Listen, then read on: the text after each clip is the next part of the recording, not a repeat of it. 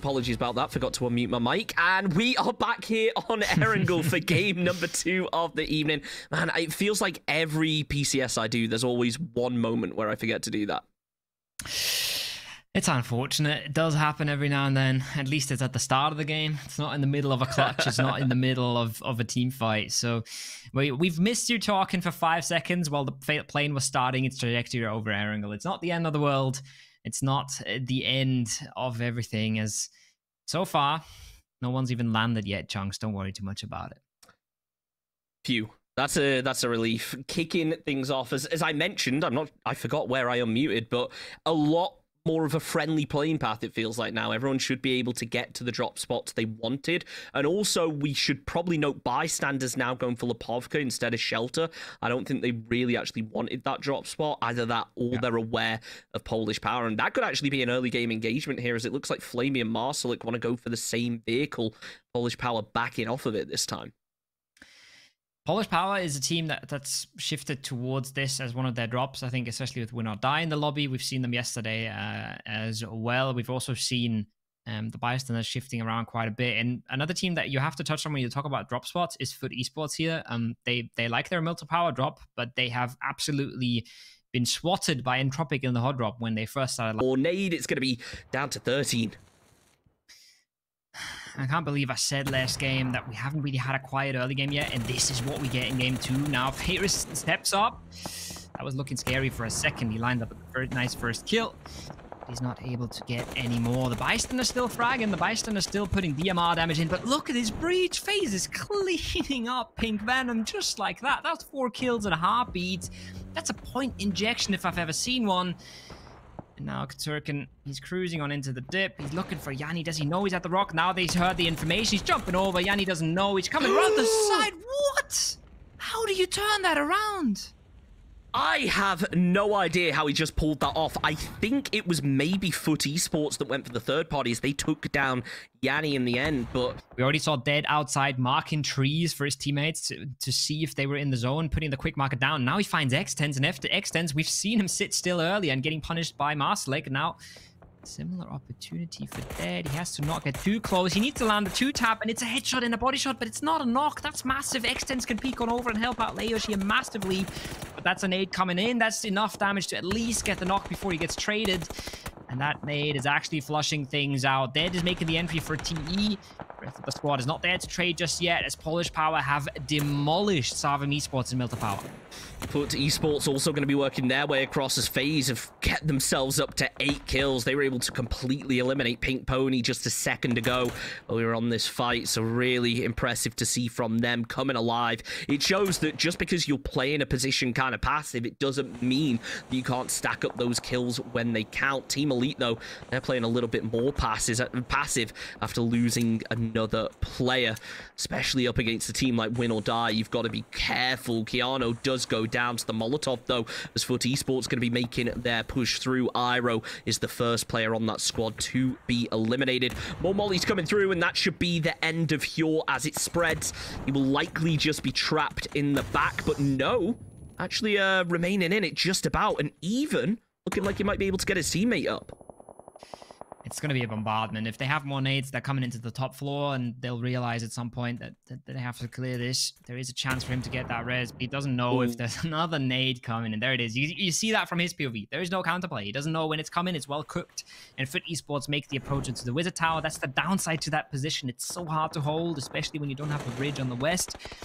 And that's what we see Bystanders fall to. FaZe, on the other hand, they've just been biding their time on the south for a few circles, and now they're completely alive. Chunks, 10 kills already, 5 on Aitzy, 4 on Gustav. They're looking to make that more into Polish Power, and they're not going to stop there. They're looking to take a fight to the fellas as well.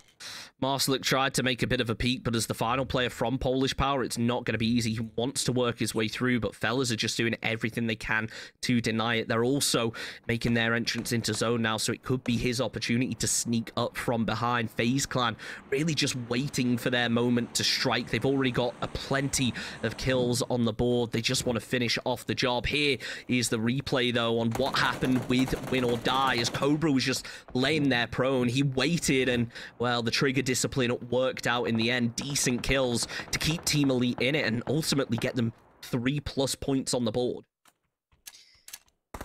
super important points as well. They want to stay clear of that bottom 2. They're making a big step towards that. They're not going to be competing for a top 6. They're not going to be competing for finals now. They're making sure that they get into last chance. We've talked about that plenty yesterday. We'll have the desk discuss it when it's time. For now, Marsalek is trying to get more points on the board for Polish Power. He's not only got the fellas looking at him though, and there's Tixdu swinging around the smokes. He knows where the circle has gone. He knows where the blue must have pushed Marsalek into, and that's all that they need to put that pick kill on his tally. Gets the placement point as well. Michael over the top might find Fexx here. The spray's not clean. It's a little bit of damage. It's a warning shot.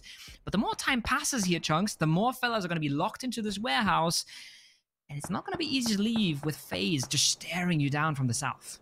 Cobra doing what he can to stay up, but as Rustamar is just trained onto that smoke, it's not a question of if, more so when. As soon as Rustamar lands those shots, the rest of fellas will likely turn their heads in the same direction. I say that, but as FaZe start to get involved as well, it might just be enough of a distraction for Cobra to sneak his way through. The shots do land as Cobra tries to return some of his own. He falls to zone to denying those points, and now it is fellas versus FaZe. Aitzy goes down as Fexx tries to trade it out. 11 kills on the board for FaZe, and it looks like a med as well, as Fexx picking up Aitzy and getting him over to some form of safety before going for that revive. Tixu does fall to range as Foot Esports also going for a bit of a third party. Rustamar with the spray, but it's just not enough. FaZe are setting up an absolute firing line right now, and fellas just really not able to get through it. Miracu now down to the final player for that squad, but as he gets peppered, there's only the wall for cover. He cannot play proactively anymore. No, and it was always going to be hard to get out of that warehouse, but FaZe showing good discipline there, making sure that they're covering the angle even while getting the res, making sure they're not getting third party all too much, but there's that third party, and even though they have a good idea of where Miracle might be, they've now lost a player. Aitzy has no vest. If he oversteps just a tiny bit, it's an instant knock, and any knock that Miracle gets could get instantly flushed out by Foot Esports as well. So FaZe have to be extremely careful if they want to have any chance of winning this game. Now the scoop is there, the lineup there, the spray is good. Oh, Miracle looking for a bit of a win or die moment. It's not going to be meant to be. It's another res for FaZe. Gustav is this one that gets picked up. But even then, Chunks, they have to get the smokes out. They have to make a move. And they're running completely into the open, into a Foot Esports that's been set up. But look at this from Fexx. That's the only reason they have any chance in this game. If they completely outmaneuver and out-aim Foot Esports. Look, keep landing shots like that. They're not going to have a problem winning this game, but it's easier said than done. Fexx not going to be opening this time. It's Gustav who finds the damage. Boosts coming out all around. No real surprise, as I think the mini 14 battles kind of tend to lend to that. So the mini shots almost land onto d1gg3r. He's just trying to maybe bait out, get a bit of an angle onto where they are, but now the headshot being returned, and if you're a helmet, you've got to be a little bit worried in this match. Smokes come through from FaZe to try and dissipate those lines of sight. There's more coming through kind of defensively from Foot Esports. It looks like they want to start gaining some ground as well, as I think they've accepted FaZe are likely to do the same. Iron with the spray, 2x3r1, not quite enough to convert to a point, but as Foot Esports just anchor, it's a waiting game, and they've spotted out one. But still not enough, Kovo. It feels like every time FaZe should lose a player, they make it out by the skin of their teeth, and that just happened again. Fexx with the headshot before being traded out, but it still leaves FaZe at a man advantage. Gustav makes it 2, as it's all onto Western for Foot Esports, and you got to think his chances are slim. It's a 1 versus 2, but Aitzy is spotted out in the open. He returns the fire himself. The Western's down low, and importantly, he's onto his last first aid. That vest is cracked, a couple to the chest, and it is over for him. Going for the repeat, spots out Gustav, confirms the point. Unlikely to do the same on Fexx, as d1gg3r anchors that crate. Well, it's all over. FaZe Clan, 17 kills and a chicken dinner. What a way to do it, solidifying a spot up there on the leaderboard, because honestly, they were not in the best position.